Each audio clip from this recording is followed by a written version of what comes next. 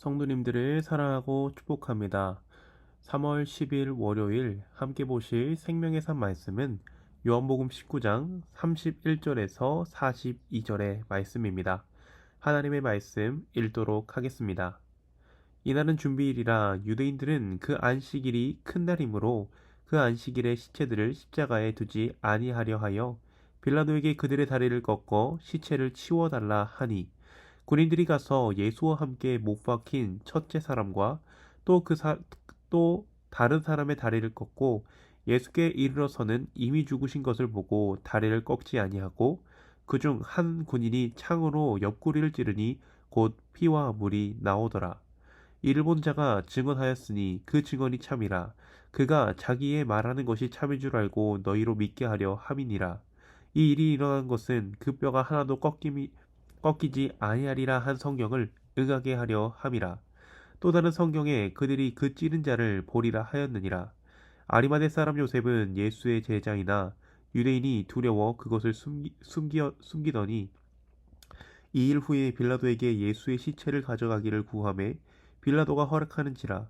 이에 가서 예수의 시체를 가져가니라. 일찍이 예수께 밤에 찾아왔던 니고데모도 모략과 심양 섞은 것을 100리트라쯤 가지고 온지라. 이에 예수의 시체를 가져다가 유대인의 장례법대로 그 향품과 함께 세마포로 쌌더라.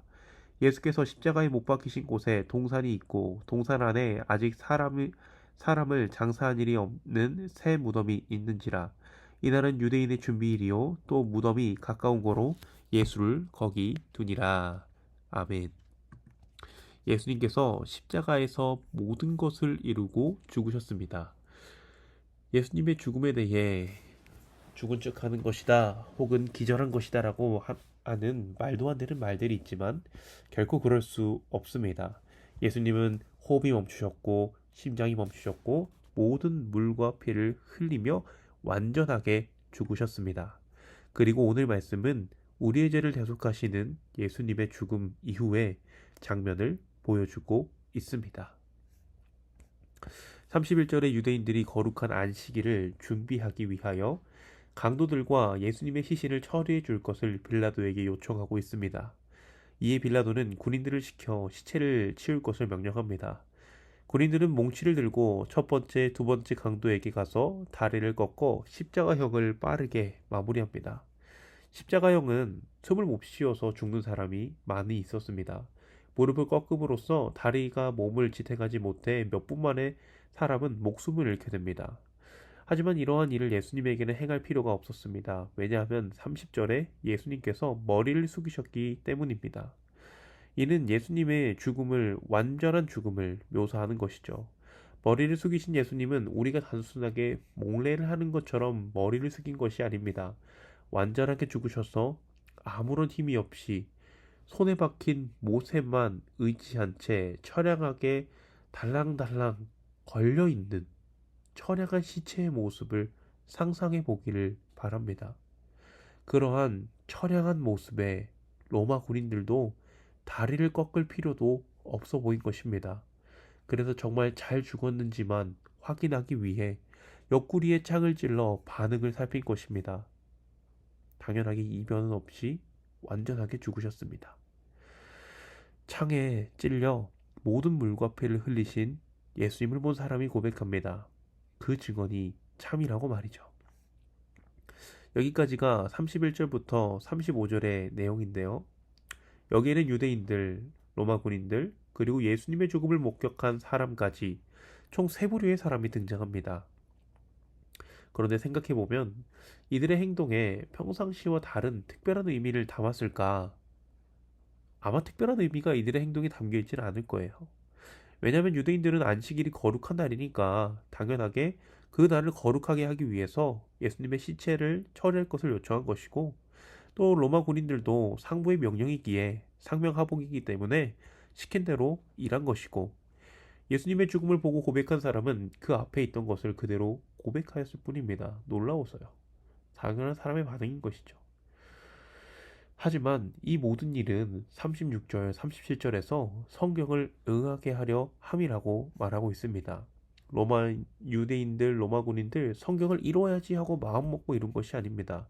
하나님께서 이루도록 일하신 것인 것이죠. 그리고 하나님의 뜻이 지금도 이루어진다는 것을 우리는 기억해야 합니다.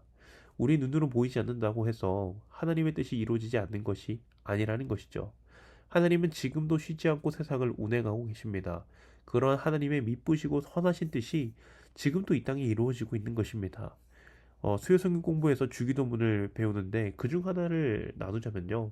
뜻이 하늘에서 이루어진 것 같이 땅에서도 이루어지다라는 기도에 대해서 저는 오해가 조금 있었습니다. 이 기도는 하나님의 뜻이 안 이루어지기 때문에 우리가 해야 하는 기도인 것인가, 예수님의 재림을 놓고 기도하는 것인가 하는 그런 오해가 있었어요.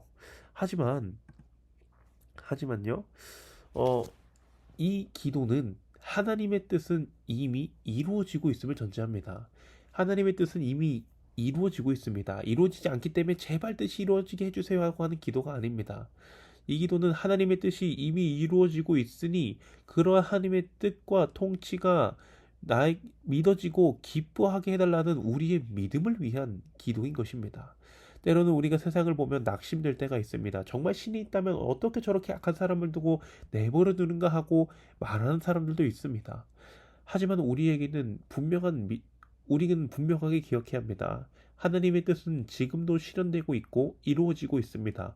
다만 부족한 것은 그 하나님의 뜻이 선하다는 것을 믿는 나의 믿음이고, 하나님의 뜻이 분명히 하나님께서 완전하게 지혜롭다라는 그 하나님께서 지금도 일한다는 것을 믿지 못하는 나의 믿음이라는 사실을 기억해야 합니다. 하나님이 완전히 선하신 하나님, 완전히 지혜로운 분이라는 믿음이, 그리고 나의 아버지라는 믿음이 필요합니다. 완전히 선하시고 완전한 지혜를 가진 우리 아버지 하나님께서 우리의 삶에 가장 좋은 것을 주시고 가장 좋은 길로 인도하신다는 믿음이 있어야 합니다. 우리를 완전한 길로 인도하시는 가장 좋은 하나님이라는 것을 믿고 그런 하나님의 뜻에 기뻐하며 순종하는 우리 성도님들 되시기를 바랍니다. 38절에는 놀랍도록 변화된 사람이 등장합니다. 바로 아리마대 사람 요셉입니다. 그는 예수님의 제자 중 한 사람이지만 그 사실을 숨기고 있었죠. 어쩌면 정말 작은 믿음의 사람이라고 말할 수 있을 것입니다. 하지만 그 믿음이 작은 사람이 당당하게 빌라도에게 가서 예수님의 시신을 요구합니다.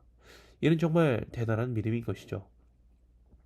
39절에는 또 다른 사람이 등장합니다. 바로 예수님을 밤중에 찾아온 니고데모입니다.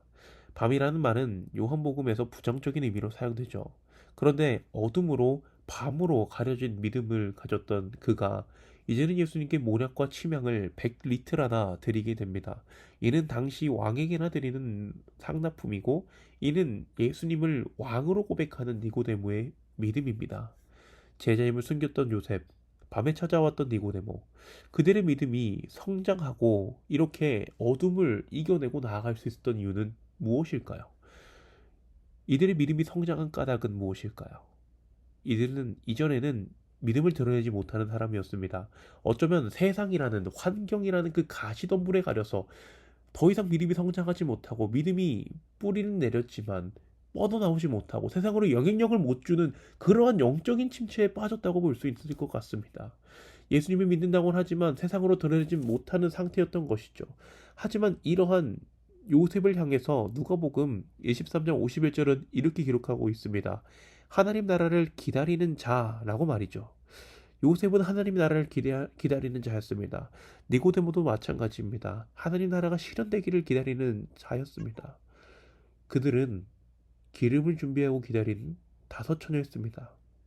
깨어 기도하는 자였습니다. 어떤 사람도 영적인 침체를 경험할 수 있습니다. 하지만 이를 이기는 방법은 오직 하나뿐입니다. 깨어 기도하는 것이죠. 내가 영적인 침체에 빠졌으니 아무것도 안 하고 있다면 우린 정말 그 영적인 침체에서 빠져나올 수가 없습니다. 기도와 말씀 이 외에는 우리가 영적인 침체를 벗어날 수가 없습니다. 가장 좋은 것은 영적인 침체에 빠지지 않는 것이죠. 하지만 우리는 연약한 육신을 가진 사람이어서 그럴 수가 없습니다. 이러한 영적인 침체에 빠지지 않고 빠져나올 수 있는 방법은 하나입니다. 기도와 말씀입니다. 바라기는 늘 깨어 기도하며 영적으로 승리하며 믿음이 더욱더 장성해지는 우리 성도님들 되기를 바랍니다. 오늘 주신 말씀을 가지고 두 가지 교훈을 나누고자 합니다. 첫 번째는 우리 성도님들 하나님의 뜻을 믿기를 바랍니다. 우리의 뜻의 언제나 중심에 나가 있는 것이 아니라 선하시고 지혜로우시며 완전하신 하나님의 뜻을 기준으로 살아가는 우리 성도님들 되기를 바랍니다. 두 번째로는 깨어 기도하는 성도님들 되기를 바랍니다. 깨어 기도하는 일이 쉬운 일이 아닌 것 같습니다. 머리로는 이를 알고 있지만 이를 실천하는 것이 너무나도 어렵습니다. 하지만 우리가 깨어 기도하려고 움직여야 합니다. 시도조차 하지 않는다면 우리는 영적인 침체에서 헤어나올 수 없고 더 깊은 영적인 침체로 빠질 수밖에 없습니다. 바라기는 매일 깨어 기도하며 매일 영적으로 성장하는 우리 성도님들 되기를 간절히 소망합니다. 기도하겠습니다. 사랑과 은혜가 충만하신 하나님 아버지 은혜를 감사합니다. 하나님 은혜로 오늘도 이렇게 주님의 전에 나와 이렇게 하나님 말씀에 나눌 수 있도록 인도하신 은혜를 감사합니다. 하나님 아버지 우리가 언제나 깨어 기도하며 정말 아버지 영적인 침체에 빠질 때라도 정말 그 주님께서 주신 그 은혜로 말미암아 주님께서 주신 그 힘으로 말미암아 주님 것들이 이겨나갈 수 있도록 주님 축복하여 주시옵소서. 또한 하나님의 뜻을 언제나 최우선으로 두며 하나님의 뜻을 중심으로 살아가는 우리가 되기를 바랍니다. 언제나 우리의 중심에 주님 말씀을 두며 주님의 뜻 가운데로 살아가는 우리 성도님들 되게 하여 주시옵소서. 감사를 드리며 우리 주 예수님의 이름으로 기도합니다. 아멘.